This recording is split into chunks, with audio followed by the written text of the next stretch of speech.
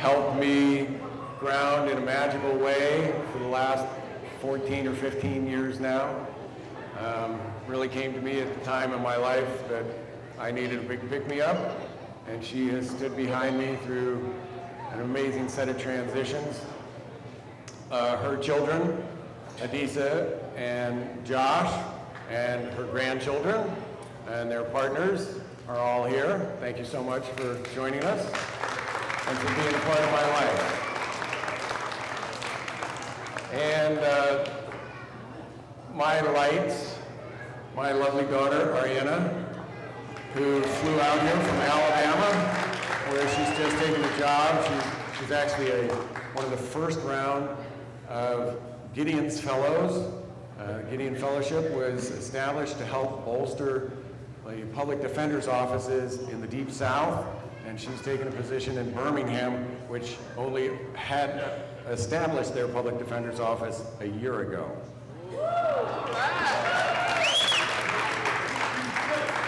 And my darling son, Morgan, who just finished theater school, and you'll get a little taste of him in a while. The sweetest young man I could be blessed to have as my son. So, I'm going to give you a few tidbits of my life that many of you may have heard parts of, and few have heard all, and it's not all, certainly all. People keep asking me if I'm going to write memoirs. I don't know if I'm up for that task. Anyhow, I can't remember all the arrests anymore. I need somebody to help jog my memory. Well, but each individual one, what was it, where was it, who was it with?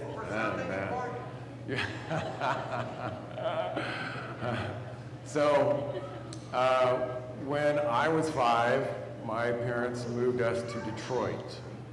And it was the beginning of the integration movement, which at the time I had no idea my parents were part of. And so faces changed, people changed.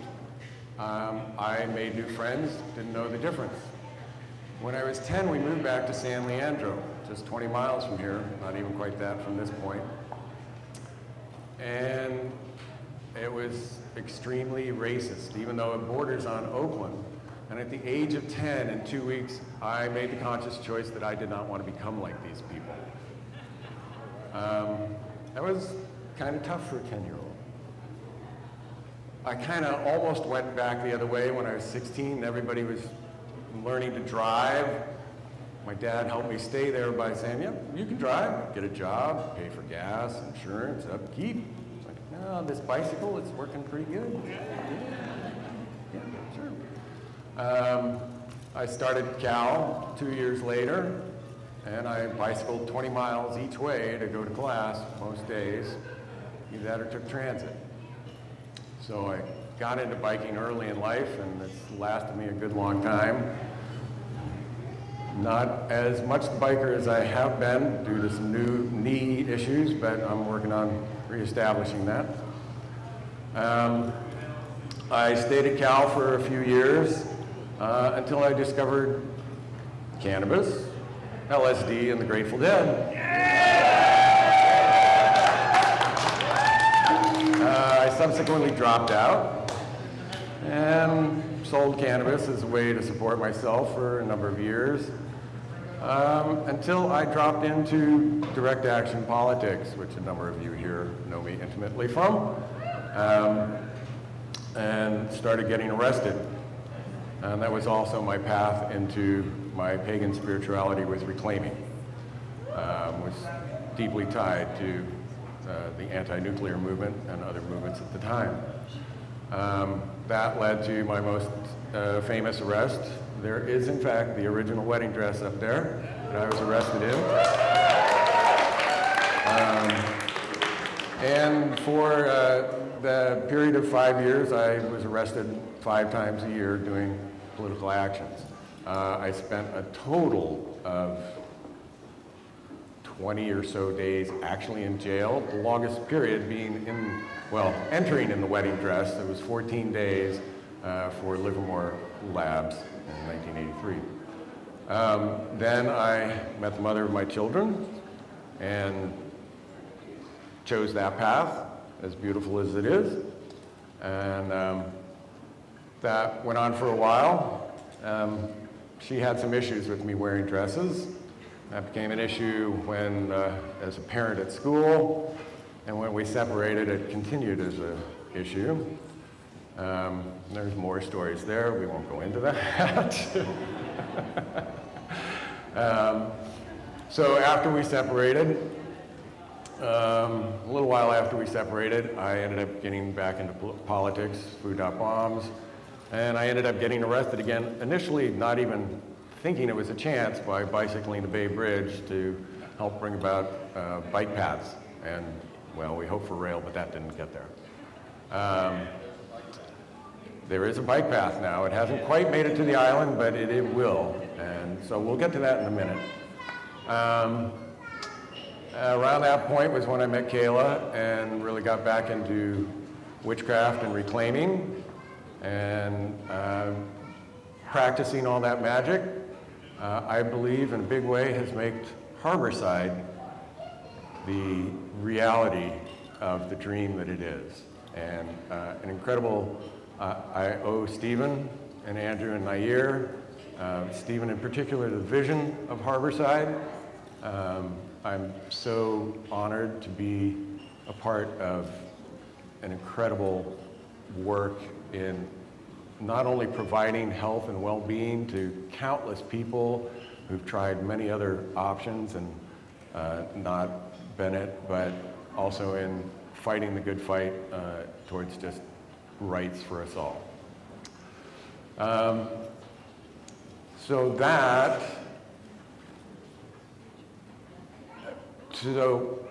in that, I'd like to note that I have been part of many successful challenges to the status quo.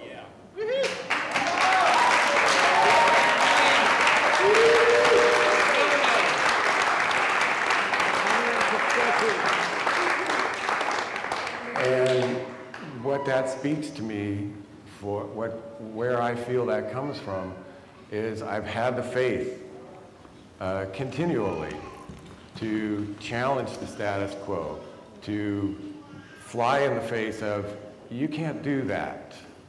You really can't. Well, to hell with that. I've been wearing a dress for 30 years. And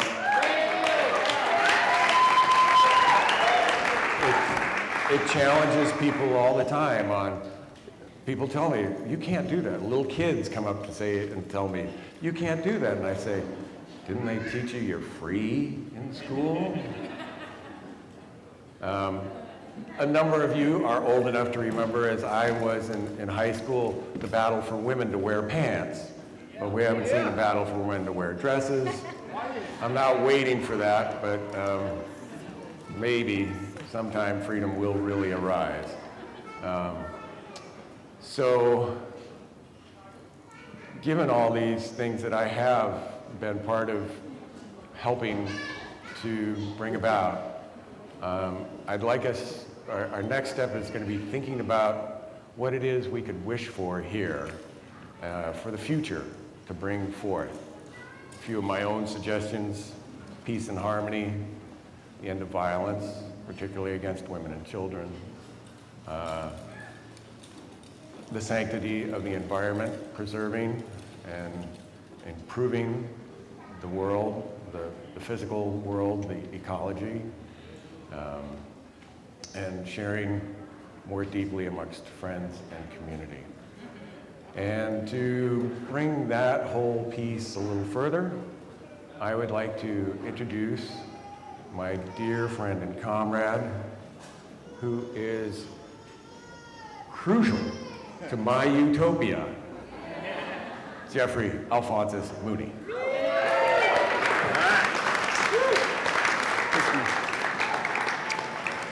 And kiss your ass.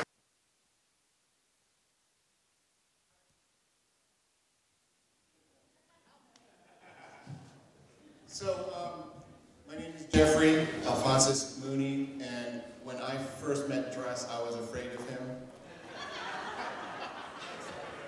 And raise your hand. No, never mind. I would like to propose for your consideration a word that we're familiar with, and I just want to give you a personal way of relating to the word.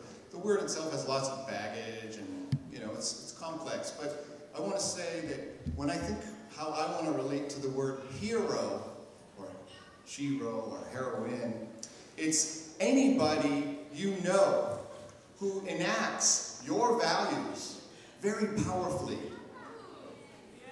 So in that way, we can look around the room and go, wow, there's a lot of people here who just like, we're so badass in one way or another. And so I just want to say, I propose that Dress is that, a hero, shero, heroine for that.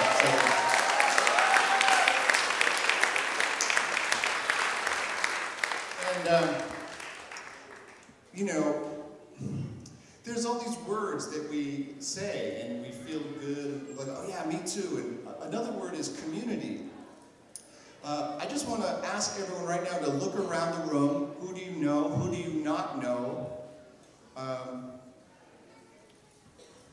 Just notice that. Just drink it in and just think about that everyone here, it's very, very likely that besides everyone here being very nice people, that you have these longings, right? You have these longings, whatever they are, something about I want the world to be more creative, more free, more bold or something. And so we all have that wish. So I was thinking, when we have birthdays, there's this sort of ritual we just go through with almost no feeling, but of course this is what you gotta do, you know, blow out the candle and make a wish. And I was like, what wish do you make? How are we wishing? What are we wishing for? And I started thinking about that more like, it's actually really radical to be public and go, I wish for things. And then we get to know each other. We go, oh, we're community, because, oh yeah, you're wishing for that? I wish for that too. You know, when I'm alone, I can give up on it, but if we're together, it can feel more powerful. So I'm proposing that we practice some wishcraft. Okay? So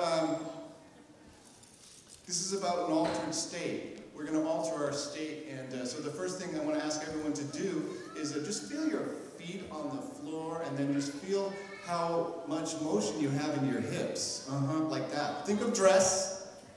You know, like, would Dress do this? Would Dress do this?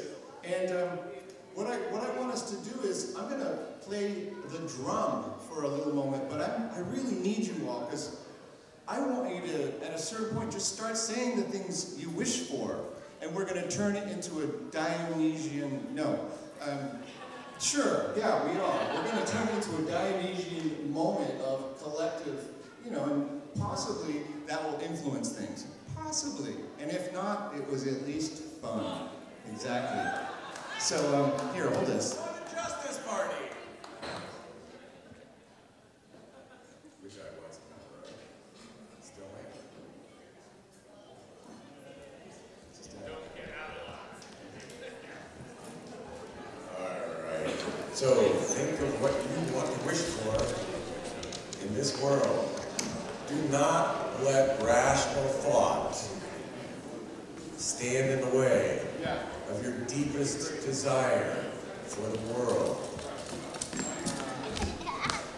I'm going to have Dress read a t-shirt that I'm wearing from a wonderful, heroic moment in community, which was 848 Community Art Space.